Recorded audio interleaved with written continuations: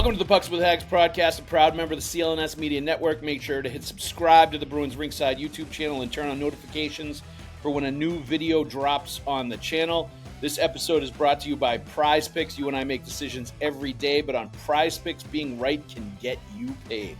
Don't miss any of the excitement this season on PrizePicks, where it is always good to be right. All right, welcome into the Pucks with Haggs podcast. This is the 236th episode of the Pucks with Haggs podcast, so thank you very much for listening. Today we have the New England Hockey Journal's Evan Marinovsky, and we have Arlington High hockey coach John Messuri, a wealth of hockey knowledge here. Thank you very much, boys, for joining us today. Happy to be here. Haggs. Yeah, and happy Halloween, fellas. Happy Halloween. Nobody dressed up in costumes. We all have our dressed as a hockey journalist. Evan dressed as a hockey journalist. Evan is dressed as a New England hockey insider. Congratulations, Evan. I'm playing one just for one day. I'm an imposter today. I'm not actually one. You got a UMass hat on. Yeah. So right off the top, let me ask, because I did bump into you at Northeastern a little bit ago, John. How's Anthony doing at Northeastern? How's everything going with him with the Huskies? Good. He's healthy now, so we had good thing for some of the younger kids. He does Paul Vincent's in the summer down the Cape, and Paul Vincent's still the best, right? If you got to put your kid in the ice with anybody, put him on the ice with Paul Vincent. Yep. And long program, came out of it, started to feel very fatigued. Interesting thing, he ended up being chronically dehydrated. We didn't know. He got every hot test possible, Lyme test, whatever. So he's on a cocktail, and he's starting to feel a little better now. And so feeling good enough that he's just about ready to play. Good. It's been a long month. Good. Well, it's always tough when you're dealing with that stuff, for sure. He looked good, and he looked like he had a good attitude when I saw him. Hopefully, he gets back in the lineup as he's starting to feel healthy now, because I think they could use him based on what I saw when I was at that Army game. I was expecting Northeastern to blow doors against Army, and that was a pretty competitive game. So he's a responsible player. Upperclassman, I would expect he's going to get right in there and get going. Hopefully he does. Look at it. He's just got to wait, right? The team, good win last night against BC. They beat Denver last weekend. The goalie he's let up one goal in his last 81 shots. Wow, no kidding. He's been great. Oh, yeah. Lockler? Is his name Lockler? Zacher. Yeah. Good kid playing. Right now he is on a heater. He just beat BC and Denver, and against Denver, he made 38 saves, and DC, I think 40 last night. So 40 something. He is on a heater right now. That's a good thing. He's not hanging out with Terry Rozier throwing games. I can tell you that. Well, that Northeastern, when they were their last good stretch, really good stretch, was when Levi was there. So if they get a goalie that can, put on a Devin Levi type show in net, you're talking about some good stuff there. That's awesome. Yeah. Great win. You know what? And why don't we just talk about that, since I think you guys both watched that game. Thoughts on the Bruins kids, the large Bruins contingent of prospects that are playing for BC based on that game last night. I imagine it wasn't great because they lost to Northeastern, but anything that you guys saw in that game? Go ahead. I would like to say before the Bruins thing, I wish the Bruins had drafted Teddy Stiga. I love Teddy Stiga. He scored on Thursday night, and he's great. And he's the perfect example of a kid who fell into the second round and has produced nothing but dividends. And I don't know what he'll be at the NHL level, but I know he's been damn good at BC. I mainly watched Haggs because, he's their top guy. He's the guy that Bruins fans are most excited about, and rightfully so. I'm curious to see what John thinks, but a lot of perimeter stuff. I didn't notice Haggs much on Thursday. It's one game, but I have said this all off season. He needs to dominate as a sophomore. That's what you wanted to see. He was a point per game kid as a freshman. That's fine. Wasn't at the Celebrini or Will Smith freshman year level. That's okay. What's he going to be as a sophomore? And I think he's still a point per game guy as of right now. I don't have the stats in front of me, but don't notice him enough. Very skilled, and that's great. But I just don't notice him enough. And I think that's There was one thing when I watched BC last year, that was something I kept coming away with. And I think for people who think he's going to step in next year and be this world beater and be their number one center immediately and be this guy who, works seamlessly with Pastrnak and putting up a ton of points, I haven't seen it yet to believe it. I love his skill. I love the kid. I love the pick. I still think it was a great pick, but I need to see more from him at BC. And before he makes the move to Boston, no question. People are like, oh, bring Haggs in right. Elias Lindholm went down last night. He's like, oh, bring James Haggs in. It's like, nope. Still a long way away from that. The talent and the skill level is undeniable. When you watch him, just even development camp drills, the skating, the edge work, the puck handling, like he's got that classic, like I find that kids that play lacrosse and hockey, you can notice a lot of times because of the way they handle the puck from the lacrosse skills and hands that they have and the way they can stick handle on the ice. And I think he's one of those guys, you see it. So the skill level is all definitely there. But the other thing I've always noticed about him is just the size. He's slightly built. He's not a big kid. He's not one of those guys that you feel like, unless he really, really wants to, is going to be mixing it up in the interior a lot. And he's going to be more trying to create sort of away from where the big boys are in front of the net. So I think that's always going to be something to watch with him. Mizzou, what'd you think watching Haggs and the rest of those guys last night? So first before let me say, we were just talking about Anthony. All these kids know each other. So the first thing I ask Anthony is like, hey, what type of kid is he? And he says he's a great kid. Says Letourneau's a great kid, and so that is more important than people think, right? Yep. Like, so that means they're going to put the time in, they're going to work, they're going to develop. I focused on him. And I focused on Letourneau last night, knowing that we were doing this today. And I think Boots on the ground correspondent. Boots on the ground correspondent. John Messuri. I love it. Yeah, it was either that or cover the hurricane in Jamaica. So I went with the BC Northeastern game. You guys are right on with Haggs, especially in the power play. A little bit too much on the perimeter, deferring to him. The guys defer to him. I mean, he's clearly, though, to me, the best player on the ice.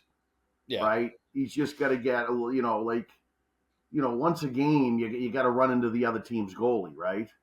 And even more so for Letourneau. Like, I watched Letourneau a lot last night. I mean, he is so much bigger than everybody else on the ice. Okay? And he looked more comfortable to me than last year. Like last year, I was like, oh my God, this is going to be the worst pick in the history of mankind. He looks to me like he has moved in the right direction. He's still super young, right? He's still got St. Andrews habits, right? Yeah. Where he's like a dominant high school, prep school player. And those are starting to go away a little bit. I would like to see him just play a little bigger. Just understand, I had a good talk with, Evan, I'm helping doing that Dexter Fall team this year, and I got Big Fitzy, and I'm working with Fitzy, and I think we've done a good job changing his game in the last 45 days, right? Like, Fitzy, you're 6'4". Your job's not to play like 5'6", mm-hmm. right? Every time you get poke checked, it's a crime. Like, anybody wants the puck from you, they should have to go through your body. So Letourneau's still a little bit in that mode of playing small, even though he would be a power forward in the NBA, right? Like, he is huge out there. Like, I watched, he only finished one check the whole game. There was one time he went after a kid after a whistle, and I was like, okay, I like that. You know what I mean? Like, anybody gives him a shove after a whistle, he should just grab the kid and ragdoll him for a second. Like, that's all part of playing big. Right, and if there's something there, he's got a chance to keep coming. Haggs is obviously Haggs. You guys hit everything right in the nail. I didn't watch Wilmore too much. I didn't even know who he was, which was good because I didn't even go in there and think oh yeah, I forgot about the Moore kid, right? And then Gasso was out with an injury and may require surgery. Okay. So, and then the other kid, who's the Finnish kid they got? Jelvik? Yeah. He's going to be hard pressed to play in the NHL. He's another smaller guy. Like, he's definitely got some skill, but he's another smaller guy that Yeah. The physicality is going to be hard for him. There's no You know doubt what's about happened? it. Know what's happened a little bit, guys, is, and this happens in Joe. You see it in youth hockey, right? Is you get somebody like Celebrini, and Celebrini's on a completely different level even than McKenna over at Penn State. Yeah. Oh, And so, but all these kids now can come in when they're 17. And they're 17 years old, and they're trying to play against some really good defensemen who are 22 and 23 from Northeastern, from Ohio State.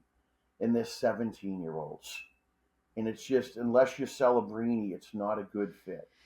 Like, I still think, like, McKenna's doing fine, but I think his draft stock has dropped by being at Penn State because his skating's a little bit exposed right now, and he's getting thrown around a little bit. Yeah, is he a point a game? Yeah, but is that really like Celebrini wasn't a point a game? He was way more than that, but he was built like a brick, you know what house. Yeah. Right. And I think like you get these trends and they get all fired up, and everybody's going to come out of the Quebec League and the WHL right away at 17. I'm telling you, 17 and 18-year-olds. Unless you're Leonard or Will Smith and Celebrini, yeah, there's a bucket of them, but not everybody's them. Well, this And is why you're going to see less and less, I think, to the point where you're never going to see it at some point, those 17, 18-year-old kids jumping right into the NCAAs. It feel like it's going to turn into they're going to do at least 1 year of, something and get strength up to be like a 19, 20-year-old when they're starting college hockey. Because what you're talking about is totally right. Like, and Haggs is used to playing against kids older than him, right? He's been playing age up his entire career, and a lot of the kids like him have been. But like, it is a lot to ask a kid when they start playing kids that are 3 and 4 years older than them that have man strength to go up against them and Right. have the same kind of success that they did when they were like 15, 16. Every kid thinks they're the exception. That's the thing. Yeah. Like, that's where I was talk going, about this, Joe. That's the problem. Yep. Every kid thinks they're the exception. Haggs, by the way, played his birth year at Mount every year, and then at the NTDP, you play up. Obviously, you play the USHL teams, then you play college. Yeah, I think the Haggs thing's interesting because I said this last year when his draft stock fell. I kept saying, like, point per game in college as a kid who started the year as a 17-year-old, is still really good.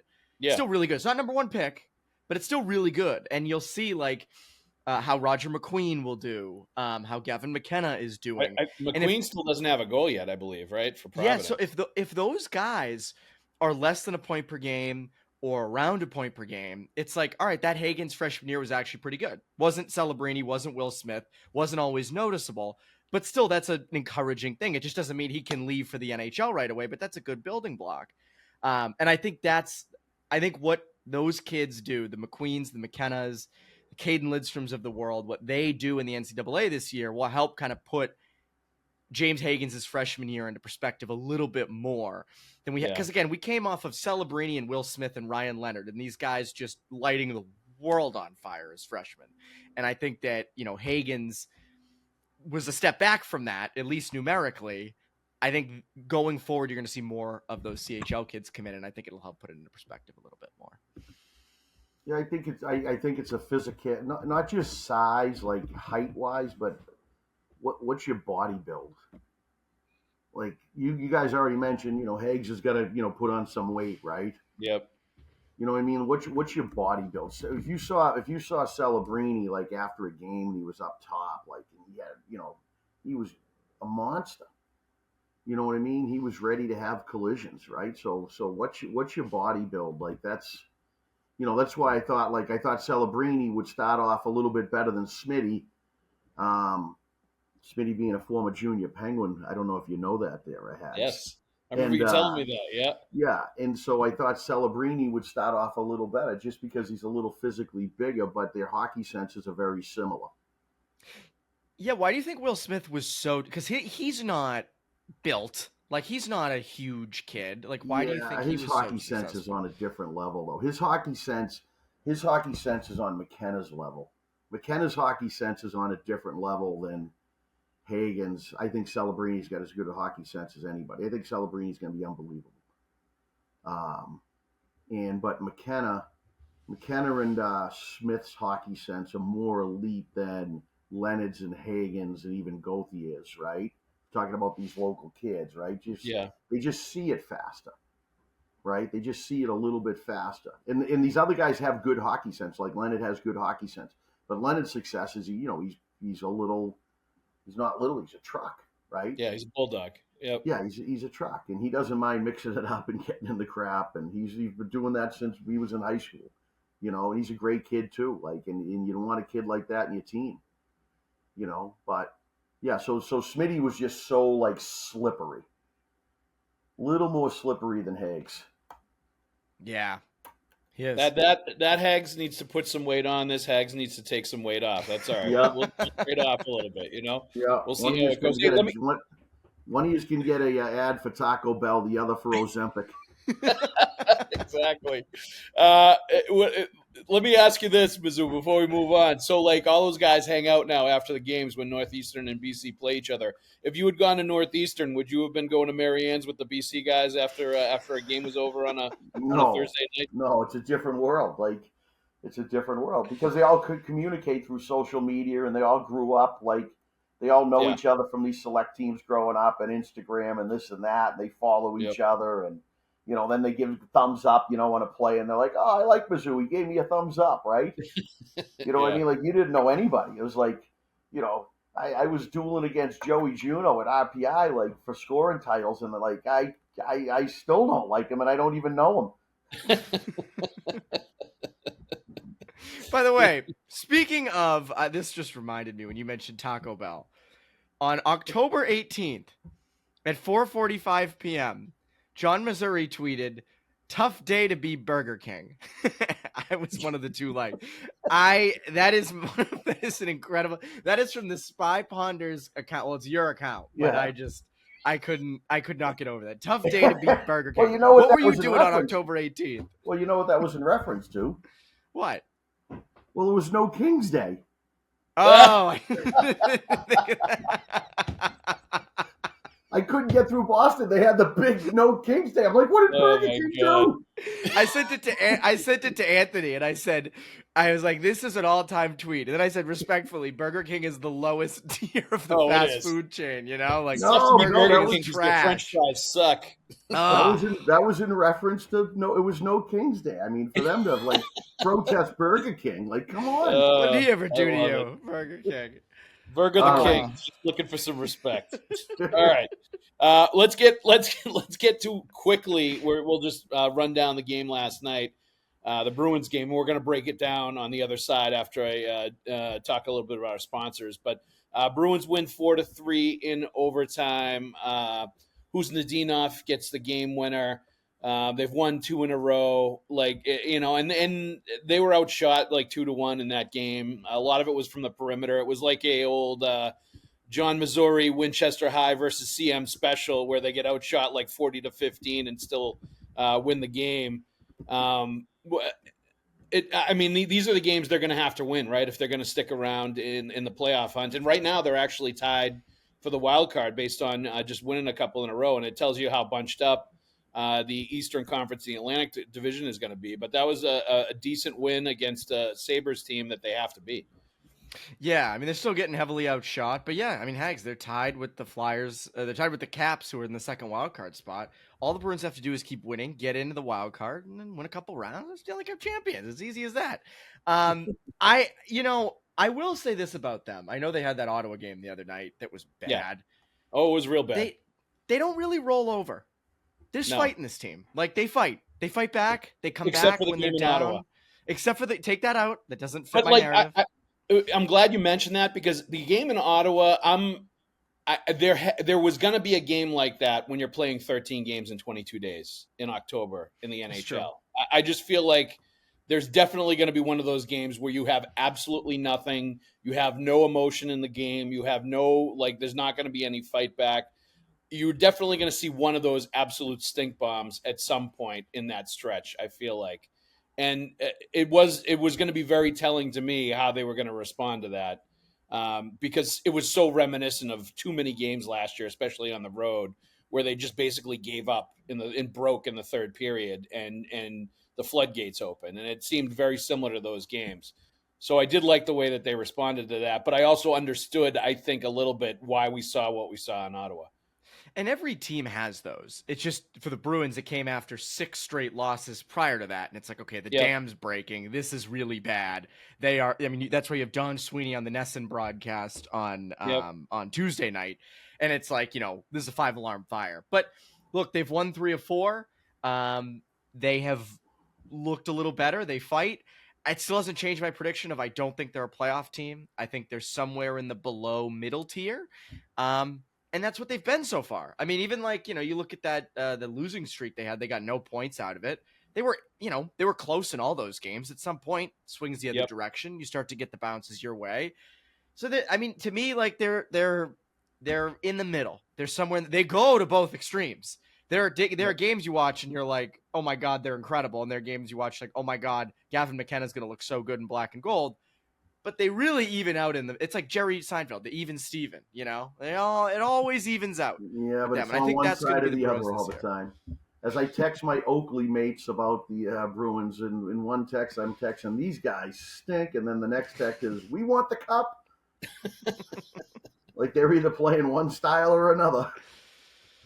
But so I mean, what's your read on that when you see those extremes like that, Mizzou? What does that make you think? I just think that's what they are. Like they you know, I mean, after the 2 forwards, like Geeky and Pasta, like there's just such a drop off to just, you know, and the other guys are Lindholm and Zacha just don't compete hard enough on a regular basis consistently, right? And it's a different era. Like, you know, Sturm's doing the best he can, but you know, Don Cherry would have sat those guys immediately and said, like, hey, you're going to play this inconsistent. You're going to sit for a while. But you don't sit guys anymore, right? Like, when's the last time, like, a guy got benched because he isn't putting in an effort? Like, you know, in Bobby Knight. He did it with Middlestat. He did it with Middlestat the other day. That was scratched the bow early in the season. They scratched him, right? Like, they'll scratch a guy. You know, but that's more like, that's more an up and down all the way to the GM and down decision. I think when they scratch a guy like that, but in the game, sitting guys is old. I mean, if you look at last night's game, right? And if you look at last night's game, I got some data there from the system I have, video system. Hopefully will get cranked up in the next few weeks when we do it again. They had a 14.3% chance of winning that game based on the expected goals against. So Buffalo's expected goals against were 4.8. The Bruins were 2.3. Buffalo had an 85% chance to win that game. So that is a theft. And Evan, to your point, you got to win some of those games during the year. Yep. You know what I mean? You got to win some games. But again, we just talked Northeastern BC, like in Winchester and CM. Like, it's a different, the goalie is so important, right? You know what I mean? Like, the goalie's so important. It changes what the size of the net is. Yeah. I always try to think about it like with basketball. Like, imagine if 2 teams and one team shot on a different size hoop than the other team. Mm-hmm. Like, who's going to win? The goalie changes the size of the net, and goalies win games in hockey. And they start to do a number psychologically on the shooters on the other team after a while when they, you know. Oh, 100%. You could see it last night. 100%. You know what I mean? Yeah. Who was it Swayman last night? No, it's Korpisalo. Yeah, and you know what? We're gonna get into. Let me get into this, and then we're gonna talk about the goalies right after this, because I do want to talk about that for sure. Well, the other point I want to make real quick before you go is, we talked before the season started, and I said, with McAvoy, although he hasn't played great, but with McAvoy and Lindholm, what happened last year? You took your 2 best defensemen out of the lineup. What's their record this year when Lindholm's healthy and both of those guys are in the lineup? Yeah, it's good. Are they like 3-1, 4-1, 4-2, something like that? I think they're like 4-1 because he was there the first 2 games that they won, and he's been in there the last 2 games that they've won. And he was in and out of that game in Colorado, which it's hard to count because he wasn't feeling great. But like, I think they're 4-1. Yeah, it's a great point, and it's true, 100% true. All right, let's get into this. We're going to take a break real quick and then come back to it. Let's talk about PrizePicks, the largest daily fantasy sports platform in North America and the easiest and most exciting way to play daily fantasy sports. Join over 10 million users and get started today. Instead of battling thousands of other players that could be pros or sharks, you simply pick more or less than 2 to 6 player stat projections, and you watch the winnings roll right in.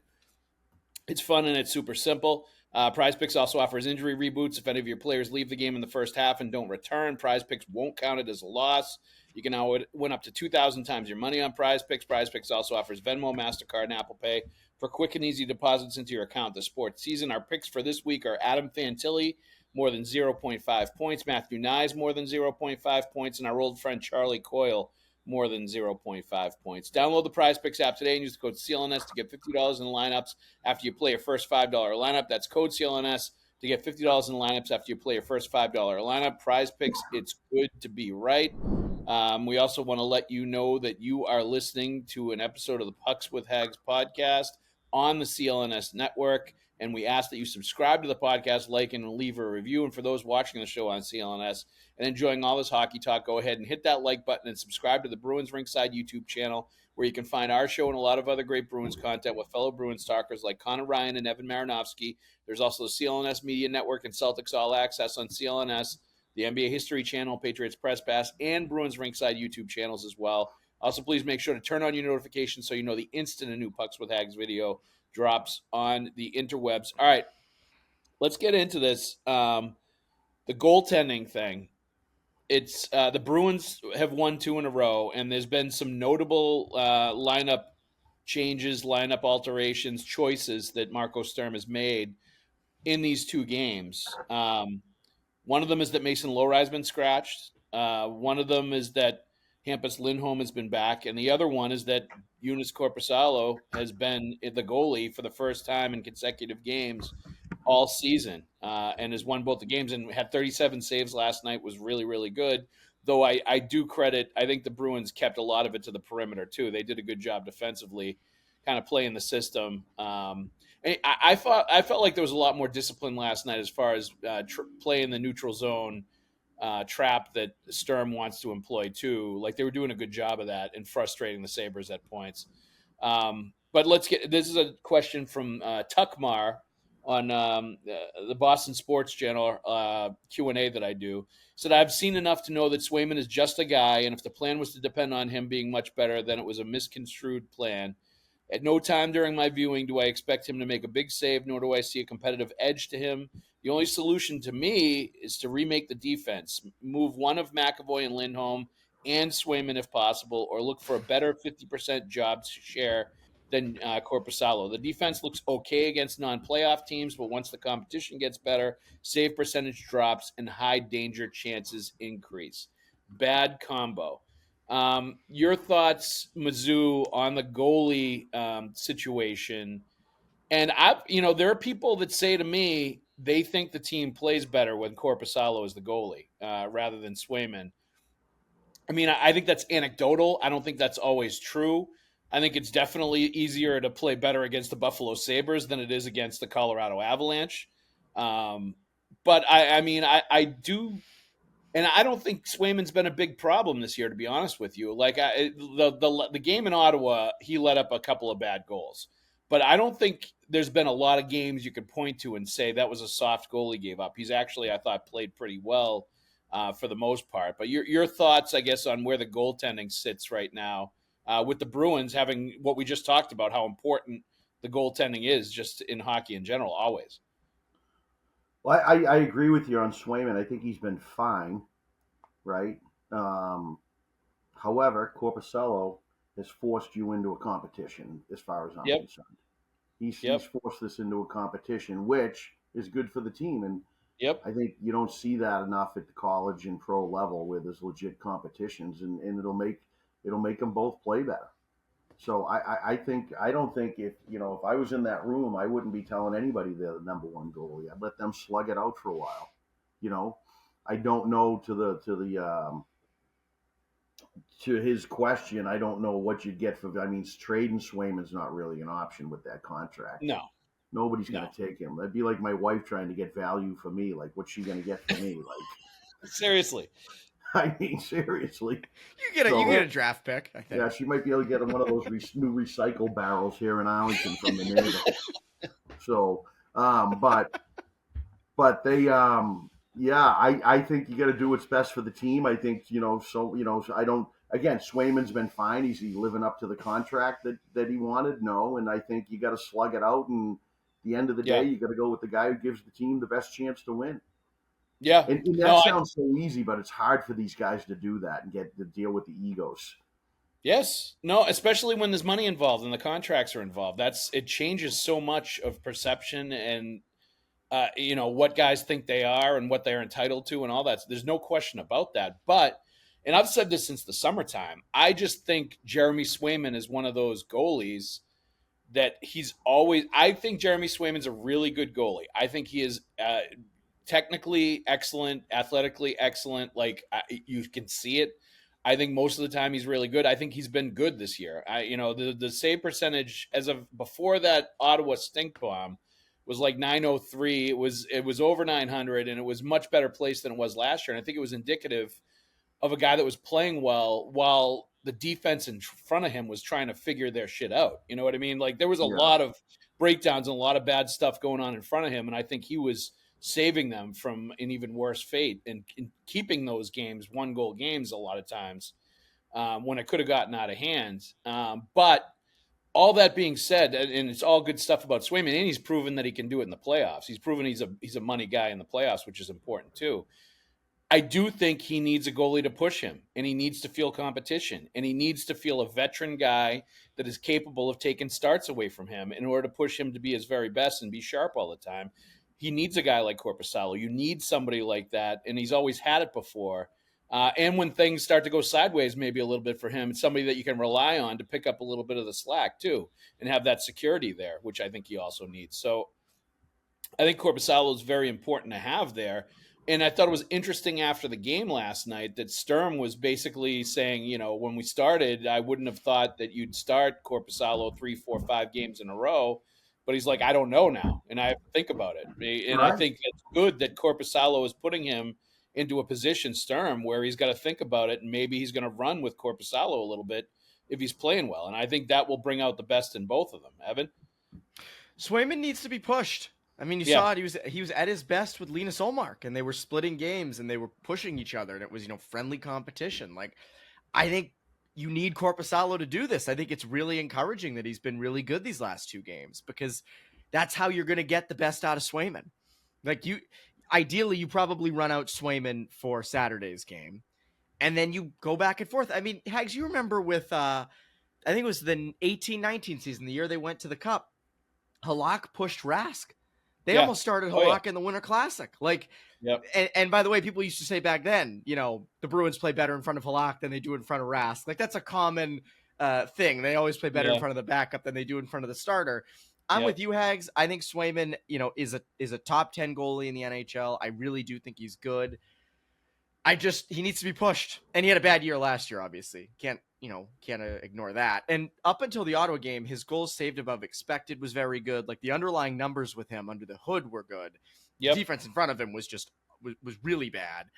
That Ottawa game, though, obviously that was a different animal. But I just, I think that I'm not trading Swayman. And as the person who asked the question, I'm not trading McAvoy or Hampus Lindholm right now either. Well, I mean, but Lindholm is another one that you can't trade right now. He's going to have to go through a long stretch of being healthy before you'd even think of doing that. And frankly, I think he's shown, to Mizzou's point, how valuable he is and how important he is when he's there to them winning and them being like exactly what you expect them to be, or the best version of themselves.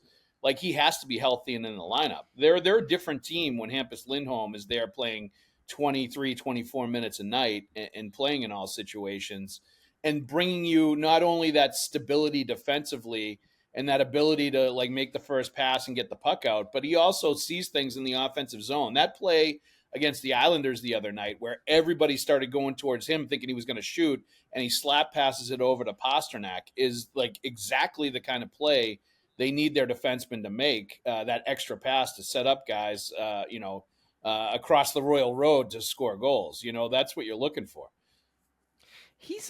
Lindholm's so funny because, he generates so much offense from the point. He's so good at getting his shot through. He gets shooting lanes, but he's not like this mobile Cale Makar type walking the blue line. He's just smart. Like, he's so interesting. We could, in the future, we'll have John break it down on video. But, like, he generates so much offense from the point. Another thing I want to add, this isn't to do with the defense or the goaltending, but I love David Pastrnak's shooting angles. Like, the way he can fake out a goalie and put it through their legs, or keep it low, or just a quick hesitation to get the goalie off. I mean, people, I would love to know what David Pastrnak really thinks about the state of the Bruins right now. And a lot of people are like, oh, you got to, he's not going to want to be here. You got to trade him. You can't trade David Pastrnak. This is a top 3 goal scorer in the NHL. Like, that to me is where, like, and you see it, and you saw it again last night against the Sabres. Bruins are a business, Evan. Like, there's going to be nobody they're going to want to pay the top dollar tickets to go watch play anymore if you trade David Pastrnak. Oh, yeah. Like, no, I'm saying don't do that. I'm saying that's what I'm saying, though, is like people that say that, it's like not even realistic from a business. Like, if you think about it from a business sense, like, if you're the Boston Bruins, you would never, that's not going to happen. Like, but it's funny, though, like, it's interesting times with him where, like, you hear about Pavel Zacha and these trade rumors with him that have been going on since the summertime. And Zacha is his guy. Zacha is one of Pasternak's closest buddies, his Czech buddy that's been with him for a long time, that I think he prefers to play with him, honestly. And they have in the past night, but I think it's been good that they've gone away from that this year. But you do wonder about where his happiness level is going to be if they continue to struggle and they start trading away like the guys he's tight with on the team. Mizzou, that's definitely a dynamic in these NHL situations that you don't hear and talk about much, but it's true. There are guys that you want in that locker room, and if you're the best player on the team, you're going to have some influence to try to keep them. Yeah, I mean, I think Pasta does have influence. Like, I know more about Krejci's situation when he was unhappy and left at the end than I should. Yep. But yeah, it was a similar thing with him. Like, they weren't letting him play with who he wanted to play with, or he just wanted one guy off that line between Pasta and Mashi. Yep. And they wouldn't give him anybody. And I'm sure Pasta is, I think Geeky probably settles him down. I think him and Geeky are probably, I think they're in the top 3 or 4 goal scorers in the last 55, 60 games in the NHL that have been played. Yep. So I think Geeky has the most goals in the NHL since about the middle of January of last year. Yeah. He scored one in his last 55 last year. So, yep. I mean, like we talked about before, right? Like, it's so if they keep, you don't trade Pasta, like you said, Joe, because it's a business. But at the end here, they got to make a decision with all this cap space and all these free agents for next year. And he is a chip. Like, guys would want to play with him. Like, who wouldn't want to play with him? So it'll be interesting. I don't want him trading for draft picks because we're not doing so good with that. No, and you watched the BC game last night. Yeah, I mean, what's Pasta? But to the point on the draft, right? And I have said this, that these guys really don't know what they're looking at, and like the line in Moneyball is so good.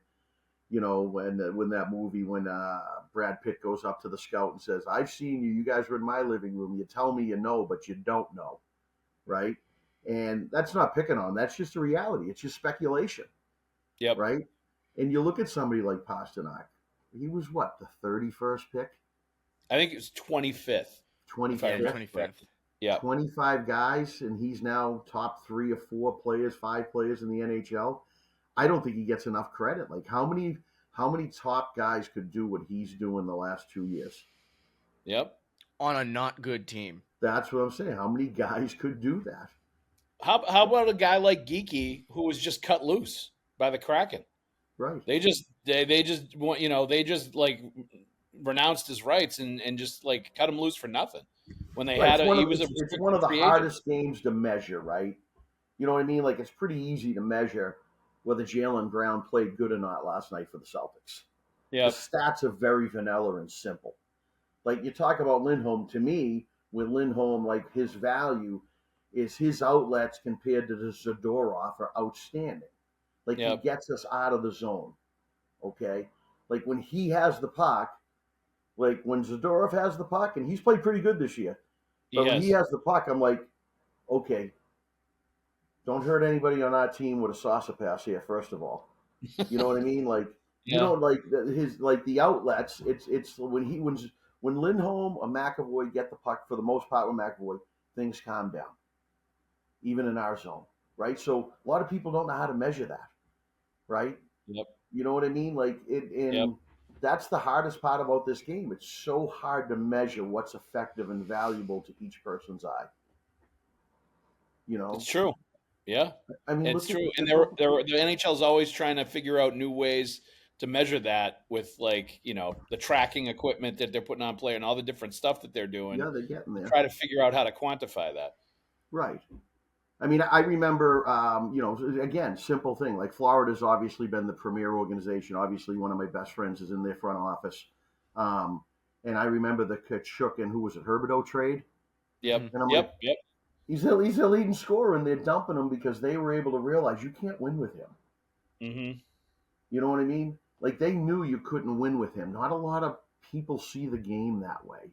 Would be that smart to say, hey, I'm dumping my leading scorer because you know what? He doesn't have enough grit when it really comes down to it in the playoffs and etc. And we're going to take this other guy who doesn't look as good, you know, close to him as points, but not as dynamic. But we want his grit. You know. I will also give Harry Sinden and Mike O'Connell credit for making that kind of call with Jumbo when they traded him and elevating Berge to number one center. Right. And him being like the guy on that team.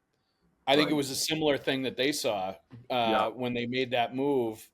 And, you know, it was kind of, they were criticized because they didn't shop him around for like, you know, weeks when they traded him, Jumbo. And like some teams were saying, we didn't even know he was available. And they just, you know, the trade itself wasn't good because they didn't trade for draft picks. They traded for Marco Sturm and Brad Stewart and Primo. And just got three players when for a player that they should have gotten like a bunch of first round picks and some players. Well, but Joe, unfortunately, again, more insight than I want to have on some things is again, like that's back then the NHL was even less like, you know, spread out. We talk about guys being buddies.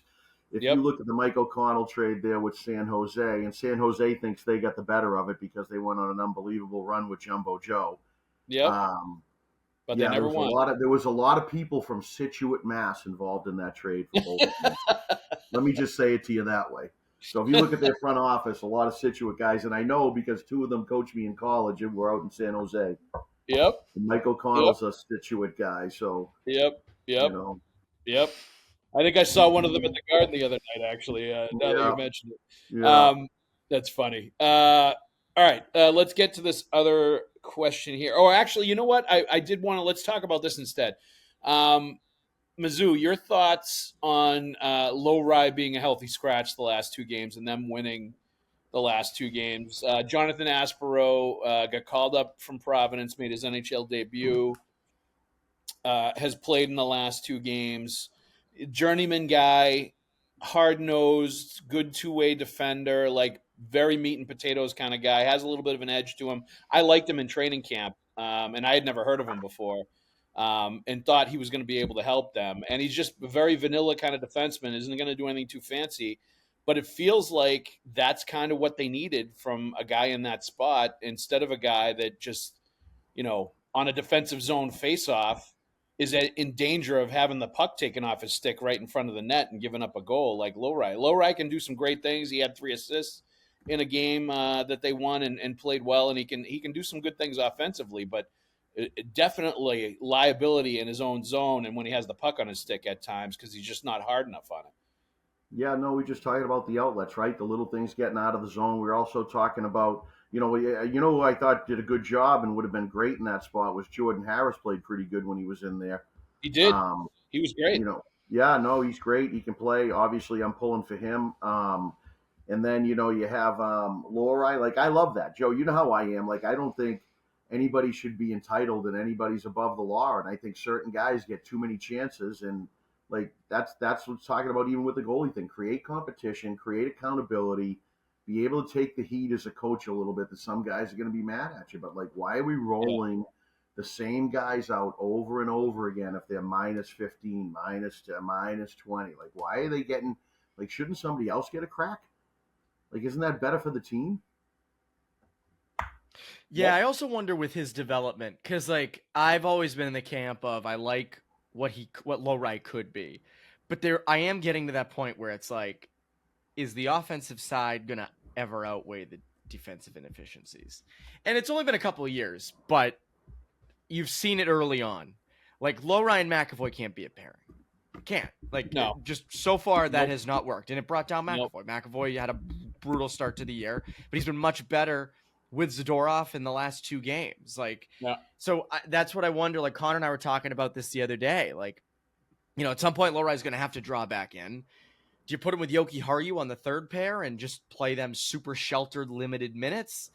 You also have to develop Lohrei, or you have to figure out, is he part of, if you're the Bruins, is he part of our future? So I think that's the tough part too, where like, he was a valuable prospect at one point. I still think there is value to him, but like, if you were to deal him now, what are you getting? So like, I still think you do need to try to develop him. I would love to know at the end of this season, what exactly for sure is he? I know everybody has their own conceptions of him, but this is a good season to sort of see what exactly he is. Because again, there's still that offensive upside. He's still a 6'5", good skating, typically good puck moving defenseman with an offensive flair. The problem is the D zone, and this is a defensive team that needs to win games 2-1, and I don't think he fits in that mold at all. No, and I feel like this year, his creativity has been curtailed a little bit because he's concerned about it backfiring on him, and he's played a little more conservatively when it comes to creating offense and trying to make things happen. And I think that is actually not a good thing for him, because I think if he has to be that guy, if he's going to keep his spot in the lineup, he has to be a guy that's really dynamic offensively and creating offense on the back end, instead of a guy that's trying to, play really conservatively and like do what everybody else is doing, especially in the offensive zone and when he's breaking the puck out. But like, what I've seen more is the breakdowns as far as coverage, chasing the puck, like just getting the puck taken off your stick, stuff like that. Just really like tough physical mistakes that are, I don't know that he's ever going to get that much better at that stuff. I think he's always going to be somewhat of a liability, where guys are going to be able to overpower him and just take it from him. And he's going to have, instances where he just can't make plays in the simple plays in the defensive zone. They're going to hurt you. So it's going to be interesting to see how that plays out. But I wonder if I feel like I'm starting to see him take steps back from what he could or should be. Like he should be a power play specialist kind of defenseman, right? He should be a guy that you put out there in the power play at the point. He makes things happen. You put him in sheltered minutes 5-on-5 with like a third pairing role. So he's not going to play 20 minutes a night, but he'll be like able to really help you offensively. And I just feel like he's kind of taking a step back from even being that guy, unfortunately. But we will talk about this next time, and we'll have video from John Messuri to back some of this up and some breakdown. He's going to get out the telestrator, and he's going to be able to like draw on the replays, right? You're going to be able to do a little John Madden type stuff there. Yeah, we can Madden board, and like I said, the expected goals against and all that stuff. It's great data they have on this system. In fact, before we go, I'm looking at it right now, and I'm seeing this expected Evan Marinovsky mass in Arlington today is currently over 15 by some of my players. It's been purchased on Amazon.com. So there's a lot of stuff going on tonight in Halloween in Arlington. Going to be a lot of kids scaring people with their New England Hockey Journal Insider costumes going on at Halloween. That's right. There's going to be a lot of eggshells in the streets in the morning. Well, happy Halloween. On that note, happy Halloween to everybody out there. John Messuri, Evan, thank you very much for joining us. Let's also thank our sponsors real quick. PrizePicks is our great friend and our great sponsor. We love them. This episode is brought to you by PrizePicks. You and I make decisions every day, but on PrizePicks, being right can get you paid. Don't miss any of the excitement this season on PrizePicks, where it's good to be right. Thank you for listening to the Pucks with Haggs podcast. A proud member of the CLNS Media Network. Make sure to hit subscribe to the Bruins Rinkside YouTube channel and turn on notifications for when a new video drops on the channel. Mizzou, Evan, happy Halloween, and thank you for joining us. Enjoy, Joe. Everybody else out there, thank you for listening. We'll see you at the rink.